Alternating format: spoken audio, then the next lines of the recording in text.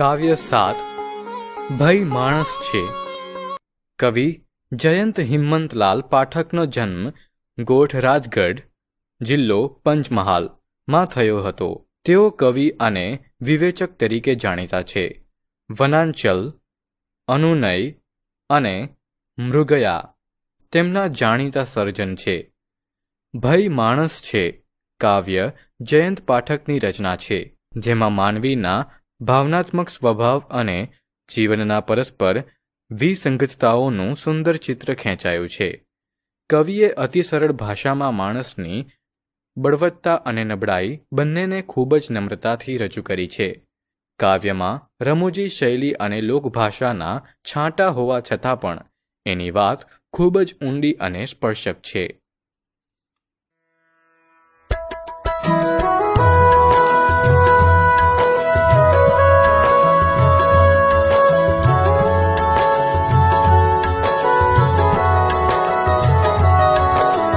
રમતા રમતા લડી પડે ભઈ માણસ છે, હસતા હસતા રડી પડે ભઈ માણસ છે. પહાડથી એ કઠણ મક્કમ માણસ છે, દડ દડ દડ દડ દડી પડે ભઈ માણસ છે.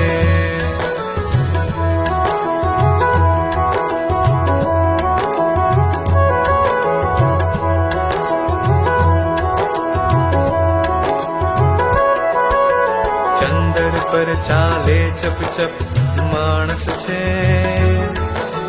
ને બે ડગલે ખડી પડે ભઈ માણસ છે.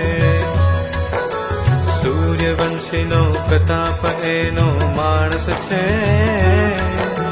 ઘર બપોરે ઢળી પડે ભઈ માણસ છે.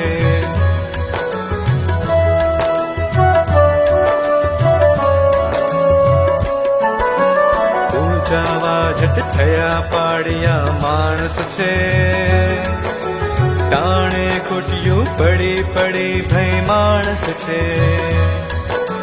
રમતા રમતા લડી પડે ભઈ માણસ છે,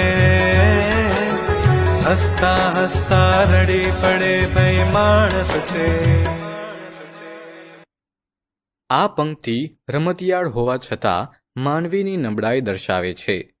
કવિ એ બતાવે છે કે માણસ ક્યારેક ખૂબ મજબૂત દેખાય છે, પહાડ જેવો મક્કમ, ચંદ્ર પર ચાલે તેટલો વિજ્ઞાનમાં અગ્રેસર, પણ એ જ માણસ હસતા હસતા રડી પડે છે, ભર બપોરે ઢળી પડે છે અને ટાણે ખોટું પડી જાય છે. કવિ એ પણ કહે છે કે માણસને જ્યારે જરૂર પડે છે ત્યારે એ પાછળ રહી જાય છે, પણ પછી એ જ માણસને પાળિયા બનાવી પૂજવા લાગે છે અથવા એને મૂર્તિમાન મહાન બનાવી દે છે. આ કાવ્ય માનવ સ્વભાવની વિપરીતતા દર્શાવે છે, ક્યારેક વિજયશીલ તો ક્યારેક અસફળ, ક્યારેક શક્તિશાળી તો ક્યારેક દયનીય. આ બધું માણસ હોવુંની પરિભાષાને વધુ માનવીય બનાવે છે.